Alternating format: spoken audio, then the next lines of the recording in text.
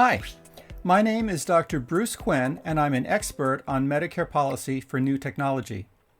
In February 2024, I had the chance to give a lecture at UCLA in a course called Entrepreneurial Opportunities in Medical Technology.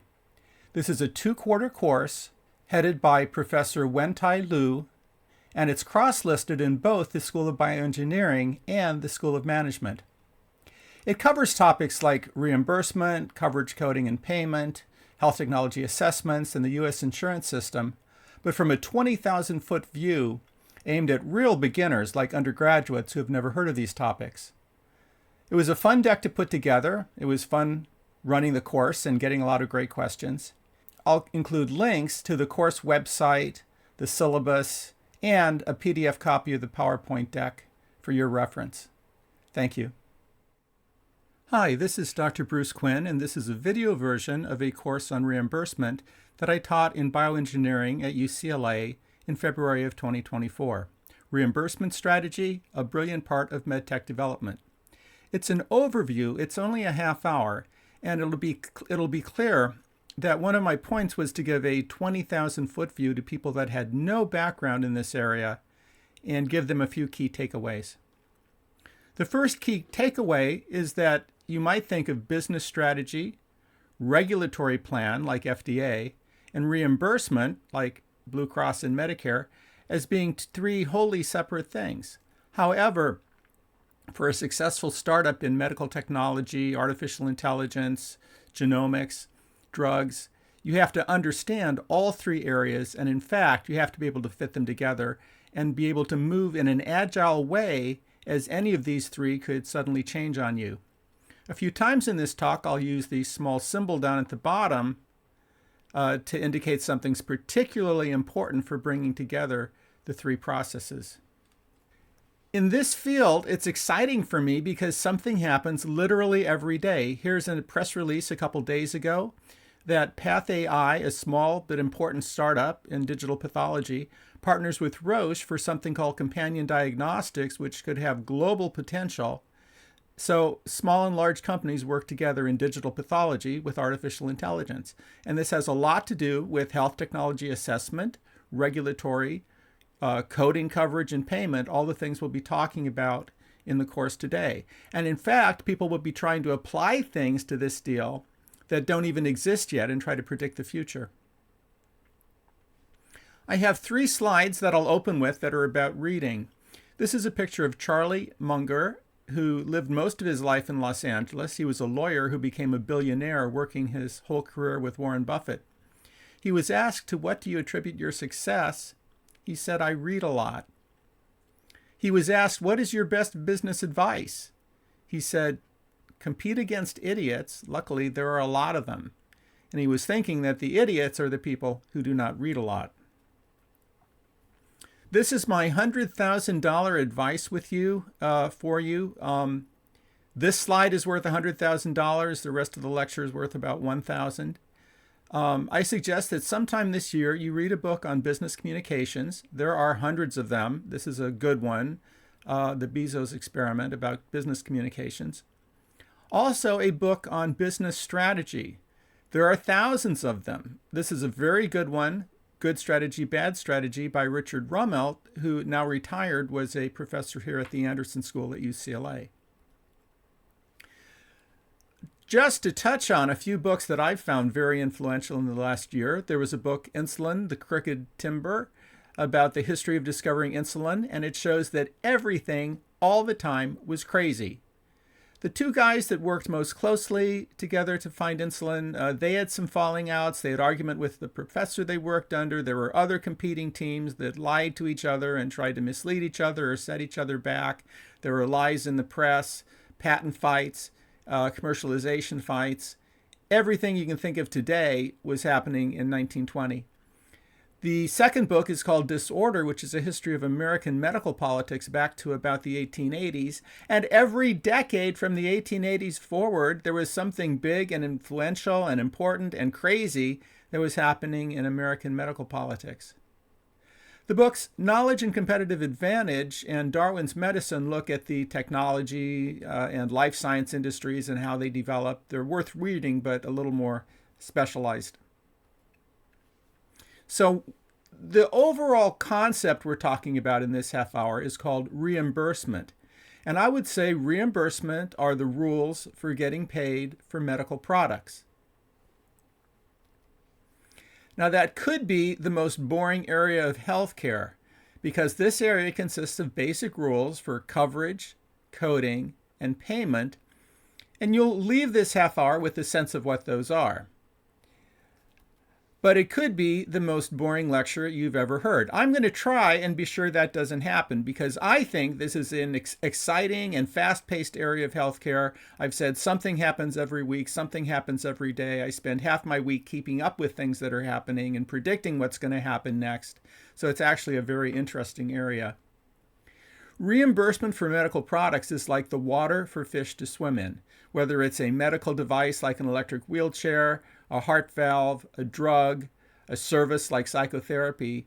It's crucial to the financial picture, which I'll talk about on a few slides, that money is coming in, and that money we'll see comes almost entirely from third-party sources like the government or health insurance. Natera is a biotech company for cancer genomics in the Bay Area. Between 2018 and 2023, just 5 years, its revenue increased from $67 million a quarter to $300 million a quarter. Its market cap rose from $2 billion to $8 billion, and its stock price rose from about $17 to $70 today.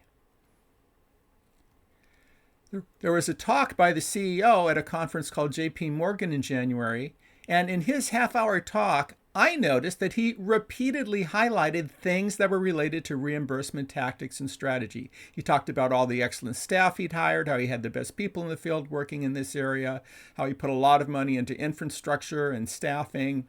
And the CEO, through his talk, clearly made obvious that he understood very fine points of the reimbursement system as part of running his $8 billion company. Now I'm going to compare two companies that are superficially similar. Fulgent is a clinical genetics company based in the Los Angeles area, and Invitae is a clinical genetics company based in the San Francisco area.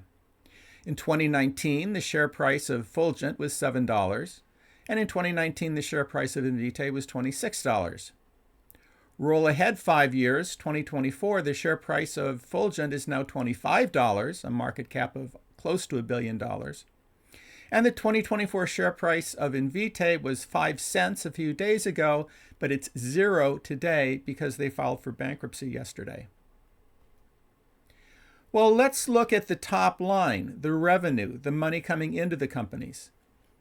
The revenue for Fulgent in 2018 was just $21 million. In the same year, 2018, the revenue for Invitae was $148 million, so it was about 7 times as big. In 2019, the same story, $30 million versus $200 million. And then in 2020, something happens. In 2020, the reimbursement for Fulgent was $421 million. That's more than tenfold increase suddenly. And then it doubles again in 2021 to $992 million.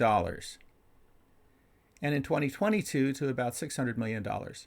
Looking over at Invitae, its revenue steadily went up, but not on the same scale, rising from 2020, $280 million, about doubling by 2022 to $516 million. But if you look at cash on hand, there's a much bigger difference. At the beginning in 2018, Fulgent had cash on hand of $31 million, but by 22, they had cash on hand of $526 million, coming from that $900 million and $600 million of revenue that was pouring in. If you look at Invitae, their cash and short-term investments were $126 million, $392 million, steady growth, but proportionately much, much less dramatic. Now, here's what we call the bottom line. Notice in the top under revenue that in 2021, Fulgent had $992 million of revenue, and Invitae had $460 million of revenue. What did they end up with? What did their checking account look with at the end of the year? Well, the pre-tax income for Fulgent rose from $291 million in 2020 up to $677 million of income in 2021. Meanwhile, the pre-tax income at the end of the year for Invitae was negative $700 million, then negative $400 million, negative $3 billion, including some billion-dollar write-offs, and negative $1.4 billion. So the one company has profit of $670 million. The other company has loss of $400 million in the same year, even though it would look like their overall business model was pretty similar. Does anybody know what Fulgent was doing different? Fulgent moved big in 2020 into COVID testing. So there was an extra $1 billion coming into COVID as profit from COVID testing. And that did not occur on the Invitae side. There was a huge bubble in the Fulgent stock, going from $6 in 2019 to $161 on February 8th, 2021. That was not just a bubble at Fulgent. There was also a bubble at Invitae, although it was doing no COVID testing. And there was also a bubble like this across the genomics industry more broadly, across biotechnology, even across pharmaceuticals and other kinds of med tech. And it's starting to be a bubble also in artificial intelligence. So today, the stock of Fulgent is $25. That's down from its bubble peak, but it's still a lot more than it was a few years ago. Now, as that bubble of financing dried up, if you look back at trade journal news in 2020 and 2021, companies like these were raising $200 million, $500 million, $800 million, either borrowed money or equity investments. Fulgent, I believe, was not borrowing much money because it had so much money pouring in the $1 billion from COVID testing. But if you were a company like Invitae and you were used to losing $300 or $400 million a year, and suddenly that pipeline of new money is cut off, you're now in a very desperate situation. And within a year or two, you might be facing bankruptcy as the numbers played out. And in fact, that's what happened. Here's another different example of reimbursement news from February 9th.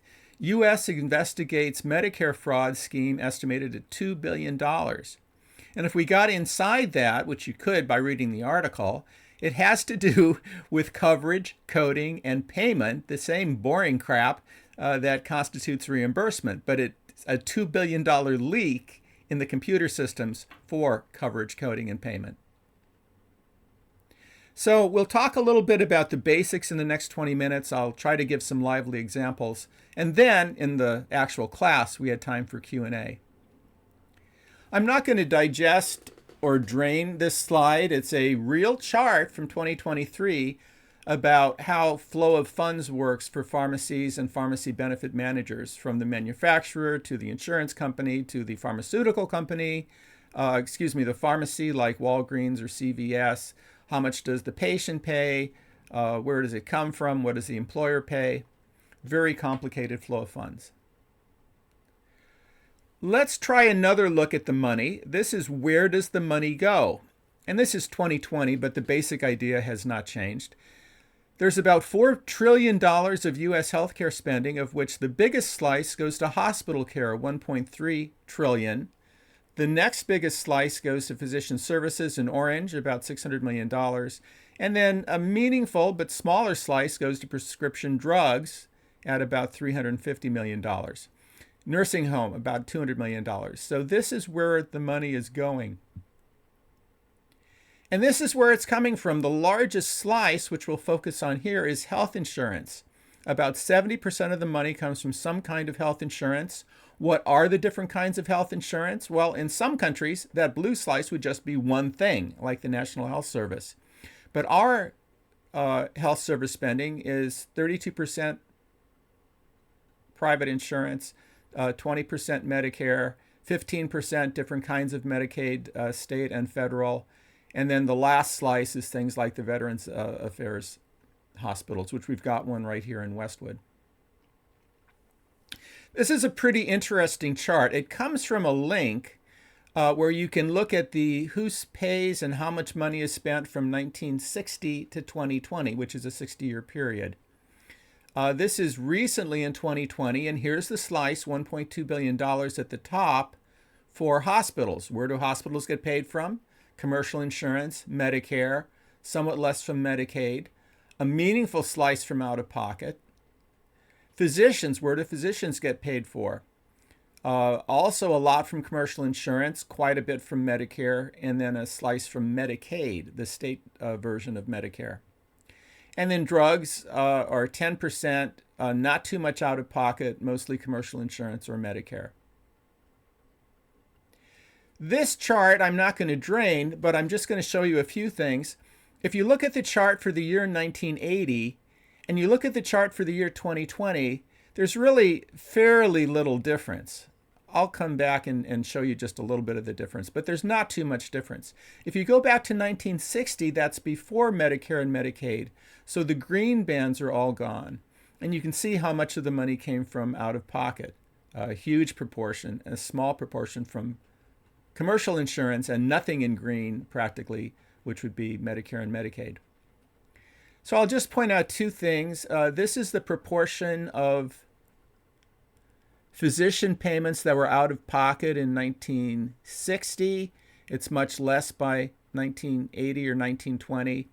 And these are the payments for drugs, nearly entirely out of pocket in 1980, but much smaller out of pocket for 2020. 1980, 2020. Now let's talk about those charts in a more complete concrete way. Let's say that you are a oncology diagnostic startup. So you've raised $20 or $30 million. You're starting a company to do genetic tests in cancer. And what kind of payer do you have to worry about? Well, 50% of breast cancer patients are Medicare age. So you're in the blue box for half the patients. Half of those will be in classic Medicare or fee-for-service Medicare. Half of them will be in the blue bars, which are Medicare Advantage plans or privatized Medicare. That's where, in the first box, classic Medicare, if you have $20,000 of health care, the government just pays it directly. If you're in a Medicare Advantage plan, the Medicare Advantage plan is an intermediary like Blue Cross or Kaiser, and the government pays Kaiser $20,000, and then it's up to Kaiser to handle your health care after that, if you're a Medicare patient in Kaiser. You can see there are also commercial plans. That's part of the population, and Medicaid, another part of the population. The commercial plans are divided among multiple commercial plans, just like we have different cars, like Ford and GM and Lexus and Toyota and Tesla and so on. We have different health insurance plans, United, Aetna, Cigna, Anthem, and others.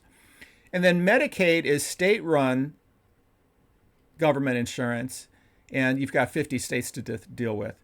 Now, we said if you had breast cancer, half the patients would be in blue, would be Medicare. But if you were in lung cancer, 70% of the patients would be Medicare. And if you were in prostate cancer, 90% of the patients would be in Medicare. So if you're in the cancer field, the Medicare is always going to be a major payer, and it could be as much as 90%. And I'm not going to dwell on it, but getting paid out of this Medicare Advantage bucket can be tricky. Companies will spend a lot of time having resources and infrastructure and staff to be sure they get paid for Medicare Advantage. Just a few days ago, the government issued a 14-page bulletin about rules for insurers, Medicare Advantage paying companies. So this is like something that was big on my radar just a couple days ago, this 14-page memo. We'll turn now toward traditional coverage coding and payment. I think it'd be ridiculous to try and teach you the details of how these work in a 15 or 20-minute segment, but I can give you, I think, a pretty good 20,000-foot overview. So the main lesson would be that there are lots of different kinds of codes. They're entirely separate, just like the Chinese language is totally separate from the English language, totally separate from the Russian language. These coding systems are different. There are disease codes. Those are called ICD-10 codes. There are hospital procedure codes for inpatients. Those are called ICD-10-PC for procedure.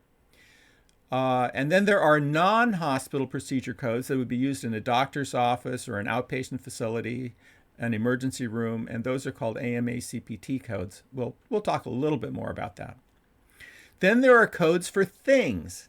Codes for things, Band-Aids, splints, canes, electric wheelchairs, sleep apnea pumps, drugs, injectable drugs. Those go through a type of code called HCPCS codes. And then for drugs that are not injectable, and for all drugs, there are 10 or 12 digit numeric codes that come from the FDA. Those are called NDC codes. So a pharmacy like Walgreens or CVS is mostly going to be doing business with NDC codes, 12-digit codes. The takeaway is that each of these code sets has its own rules and its own pricing systems. So you spend a long time learning the rules and the pricing systems if you're working in reimbursement and advising companies with different kinds of products. To make these a little more concrete, under disease codes, we've got E13.22. E13.22 is a 5-digit code that means diabetes with diabetic diabetic nephropathy, diabetic kidney disease. E13.22. Let's turn to procedure codes. If you have transplantation of the heart, the hospital uses codes 02YA0Z0, transplantation of the heart. If you have non-hospital procedure codes or hospital outpatient procedure codes, 43848, that means a revision or revisiting of gastric reduction surgery. 73040, that's a X-ray of the shoulder. Things codes down toward the bottom, J9035 is Avastin, a cancer drug. And then regular NDC codes, I said, were long numeric codes. And there you've got a 10-digit code for ampicillin coming in a case of 10. If it was in a case of 20, it would be a different code. There are also codes that hold other codes. So on the lower left, you've got some of the codes we talked about, but they feed into buckets of codes, and that brings you to actual payment. So inpatient hospitals are paid through a system called Diagnosis-Related Group Codes, DRGs, and those are payment buckets. So a lot of different patients with slightly different but related procedures, some with 4 days in the hospital, some with 8 days in the hospital, will get put into one DRG code. There are about 700 of them. There's one for mild pneumonia, there's one for complicated pneumonia, there's one for stroke, there's one for knee surgery, and so on. Outpatient hospital, they use buckets as well, but these buckets, outpatient hospital, are called ambulatory payment categories, APC, and that's, again, just a payment bucket that brings multiple codes together. So that CMS, regardless of exactly what's being done, as long as it fits within a certain code range, Medicare will pay exactly the same price. So for a hospital patient, they may have their spleen removed and get major complications. That'll code into $799. $799 will cause a payment of exactly $31,094. And it's driven by the ICD-10 procedure codes in the hospital. Outpatient hospital, let's say you've got some kind of prostate surgery hospital outpatient. A number of different prostate surgery procedures that are all about the same length of time and about the same complexity will be bunched together in APC 5573. And APC 5573, once you hit that code, you get paid $1,828 exactly. So it's those CPT procedure codes for 6 or 8 different kinds of prostate surgery, all map into one APC and all get paid one price. We're just scratching the surface here. I said it was a 20,000-foot view. There are different coding systems for inpatient hospital, outpatient hospital, physician office, independent clinical laboratories, meaning blood tests, skilled nursing facilities, pharmacies, emergency vehicles, ambulances, durable medical equipment, wheelchairs, and there are more if the slide went on. So there's a lot of stuff to learn here. And this is a screenshot that's from a real law. It's a Medicare law from 2014 that sets how laboratory tests gets paid. Blood tests, laboratory tests. And this is only about 1/4 of the law. And then the law leads to additional regulations and policy making that are even longer. So none of this is done simply or arbitrarily or quickly. There's pages and pages of laws for practically anything you could think of in healthcare. One of the main ways that CMS prices new lab tests, if you've got a company making a new lab test, is to crosswalk it to a similar lab test. So what are the criteria that CMS uses to cross your company's new lab test to an existing test and price? The CMS staff will use, on the left, A layman's understanding of test similarity based on the code text. A layman's understanding of test similarity based on the code text. What won't they use? You write a 20-page PowerPoint deck about how great and expensive your test is. They're going to use a layman's understanding of the test similarity based on the code text. Do you have 6 publications about how complicated and valuable your code is, your test is? They will use a layman's understanding of test similarity based on the code text. So they will not really use things that your board of directors and staff might be very excited about. The economic value created by the test, like people live longer. The savings from the test, maybe your $200 test can replace a $2,000 PET scan. Not going to really look at that. You may have spent a lot of money on getting a fancy FDA approval. Well, that could get a little weight, but it's very unpredictable. You put $50 million into R&D to develop your test. They don't really look at that. From an MBA perspective, the market size should be very important. So a test for 5 million people should be a lot cheaper than a test for 2,000 people because of economies of scale. But there's really no formal way for them to consider that. And your list price, you think your test is worth $200 or $2,000 or $500. Your list price does not carry a lot of weight with them either. What do they look at? They look at a layman's understanding of the test similarity based on the code text. And part of my life is going into meetings trying to explain things at a 6th grade level that got misunderstood at a 3rd grade level. This is the kind of stuff I do. I've got my little symbol there for integrating reimbursement, business strategy, and regulatory. I put charts of different coding options in Excel. I've got flow charts explaining how some of the complicated rules work. I've got a summary of the outline of the 30-page document I'm giving them. I've got a 10-point review of key findings, which I've blurred out a little bit. So this is stuff I actually do for a living, integrating all this different knowledge and knowledge about the product and knowledge about what's happening this month and bringing out a report and a business plan for a company. So most of the time when we talk about reimbursement and regulatory, we act like there are just 2 things. There's the FDA. In this lecture, you'll get someone else will give a half-hour talk about the FDA. And then there's CMS, meaning the Medicare agency. And we start with CMS because it's the largest single payer. We know the FDA has a few moving parts. It's got a Center for Drugs, a Center for Biologicals, and a Center for Devices. And we know that CMS has at least 2 major moving parts. A center that makes coverage decisions, or several ways of making coverage decisions, and a center that does policy. Policy here means things like coding and pricing, the nerdy stuff. But we also know that Medicare is influenced by things that happen at Health and Human Services, where the Secretary of Health and Human Services is part of the presidential cabinet. People might have meetings at the White House about something. There's going to be action on the Hill, senators sending letters or holding hearings. Then there's actual laws that occur from time to time and change the landscape. But there's even more than that. You need to know what's going on at the NIH. You need to know what's going on at the FDA. A group called the Institute of Medicine issues reports about Medicare policy. The Center for Medicare has an innovation center that recently had a very activist director. If you look at regulatory science, it's not just the FDA, but things that are happening in the European Union, the medical device regulation that's new, the in vitro device regulation that's new. There's a thing called Patient-Centered Outcomes Research Institute that was established about 10 years ago. There's a body called MedPAC that issues official influential policy reports about Medicare changing some aspect of the way it does business. And if you work internationally, you worry about things like IQWiG, which is a German health technology assessment, NICE, which is a British health technology assessment, and so on. There's also a lot of interaction among stakeholders. So here, at one point, the U.S. Medicare agency said no to paying for certain brand new, not too effective Alzheimer drugs. And immediately there's an uproar. The Alzheimer's Association, a big, powerful medical association full of members who vote, they said that Medicare continues to block people living with Alzheimer's from access to effective drugs.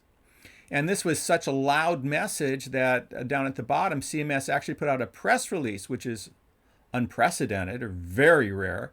CMS put out a press release explaining why it wasn't paying for the Alzheimer's drugs or trying to put a more favorable spin on it.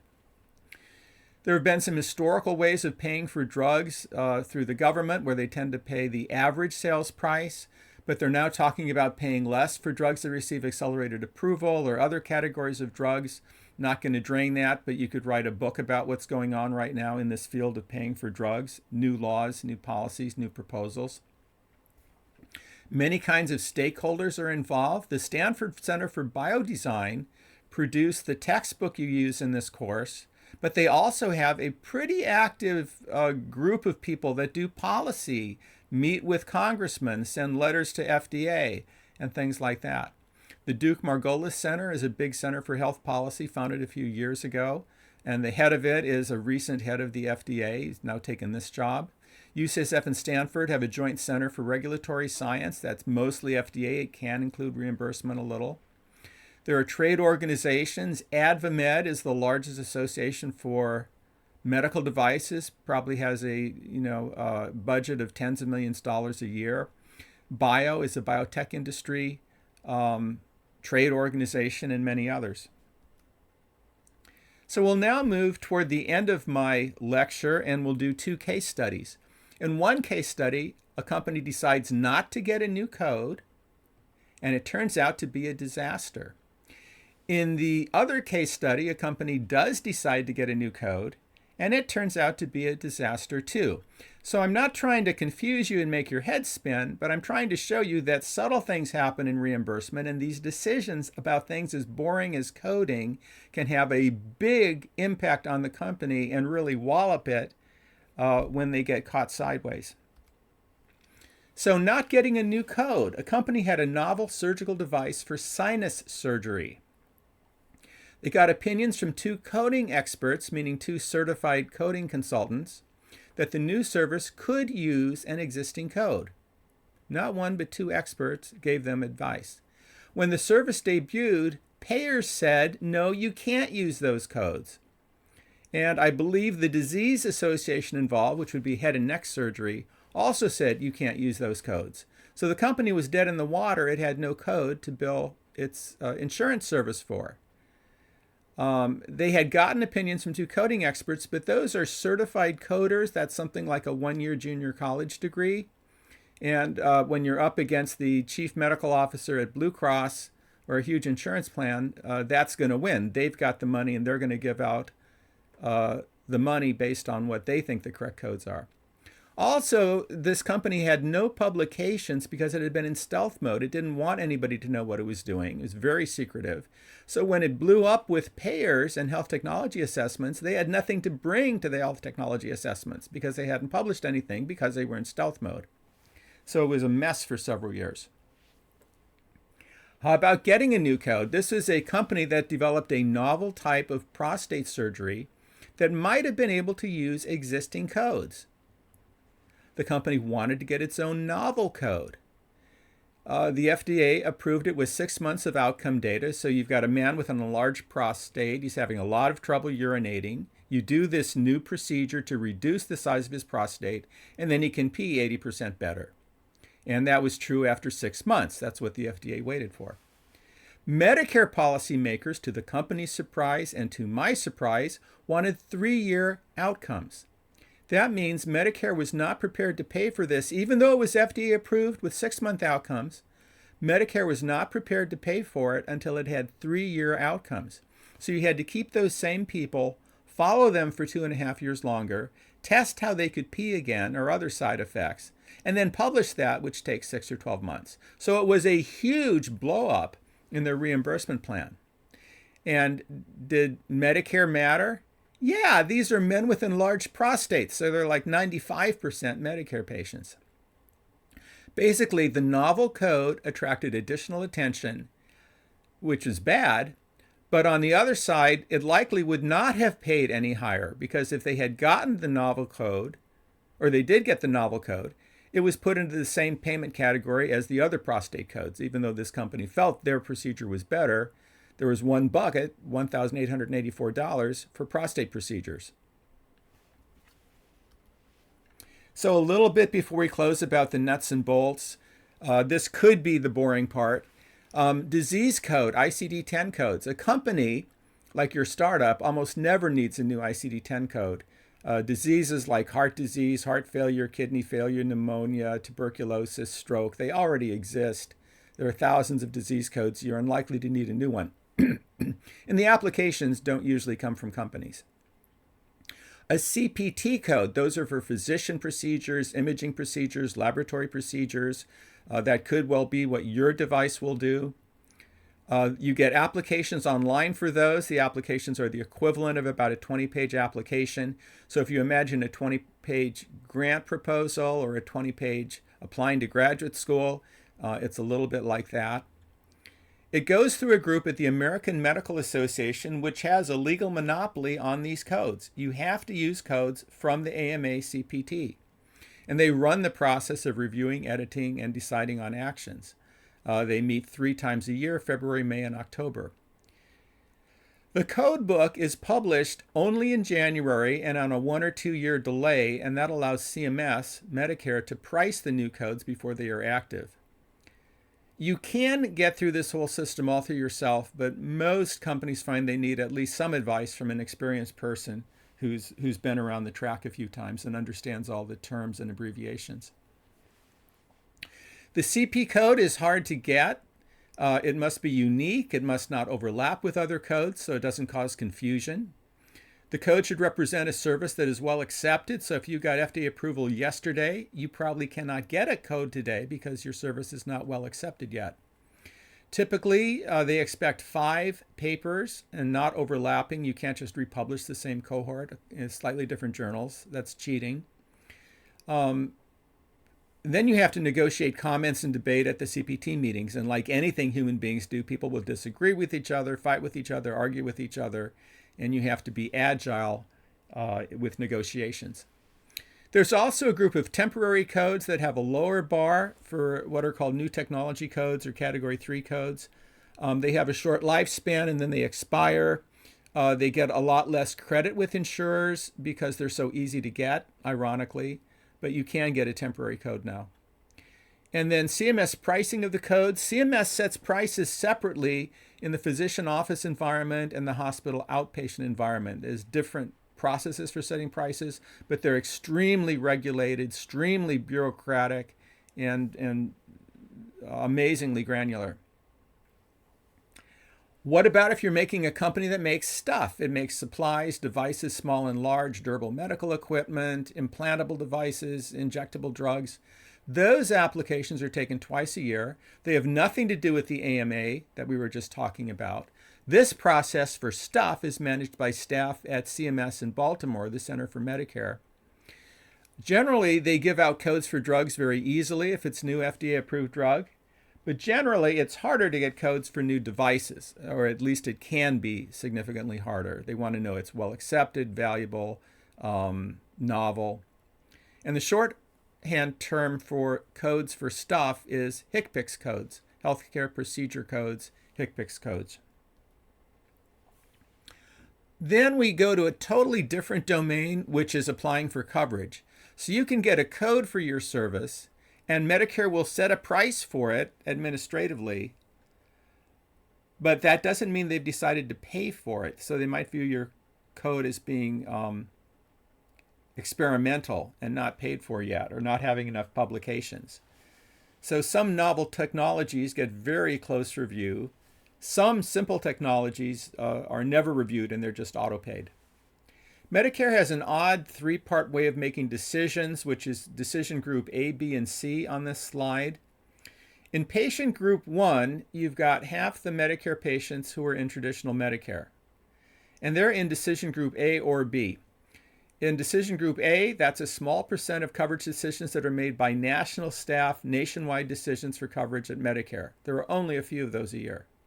Decision group B, it's those same patients in traditional Medicare, but their coverage decisions are made by regional contractors that handle 5 or 10 states at a time. And you email them with packets of information, you request decisions. It can be a somewhat haphazard process.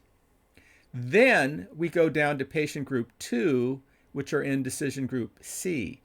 These are the other half of patients. They're in Medicare Advantage plans like Kaiser Medicare or California Blue Cross Medicare, where those entities are getting paid by the government to handle the business of actually paying for health care. And that's decision group C. Their benefits should match traditional Medicare, but the details can be a severe headache because they may get things wrong or they may underpay for things. So what makes health insurance frustrating for innovators in the United States? You've got commercial payers on the left. There are many of them. They're very large plans like United Healthcare, Cigna, Anthem, Blue Cross of California, others. Then there are lots of small plans like Blue Cross of Maryland or Blue Cross of Rhode Island. Submitting claims to all these diverse payers can be very tedious and raises costs. Administrative costs are very high in the United States for healthcare companies. Turn to Medicare. We've just said there's a very limited proportion of decisions that are national and they move very slowly. There are 6 regional contractors. You see the colored states down below. And they can be variably easier or harder to negotiate with. And then, not shown, you've got several hundred Medicare Advantage plans, and they should match the Medicare coverage, but details can be burdensome and tedious. Finally, over on the right, you've got Medicaid. That's in a gross oversimplification. It's health insurance for poor people. It's also health insurance for children who don't have any other health insurance. And that's run partly with federal dollars, but they go to the state capitals and they're spent in the state. So Kentucky Medicaid, it's half Kentucky taxes, half federal taxes, but it's spent and decided in Kentucky. And they're Medicaid 50 states. Pricing, there are complicated rules for pricing. It doesn't just happen. Nothing is set by the seat of the pants.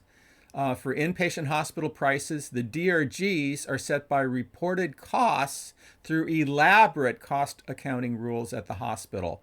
And after all the mathematics, it turns out that the hospital gets paid, let's say, $8,500 for a 4-day case of mild pneumonia for a Medicare patient. Then hospital outpatient prices are also set by setting to costs. So the price equals something as close as possible to the cost. For example, a spinal tap pays about $600. That includes the staff to do the spinal tap. It includes ultrasound, and it includes any related lab tests. So you notice there may be 5 or 7 different codes that go under one price, $600 for a spinal tap, with the ultrasound, with the lab tests.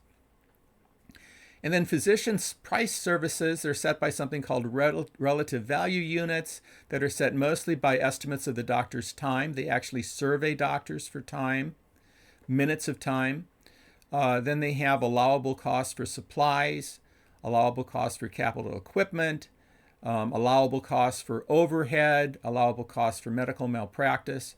And it ends up that a 30-minute office visit at Medicare might pay $135, but it's built up out of like 20 or 30 different types of costs. Very computer-driven, very granular.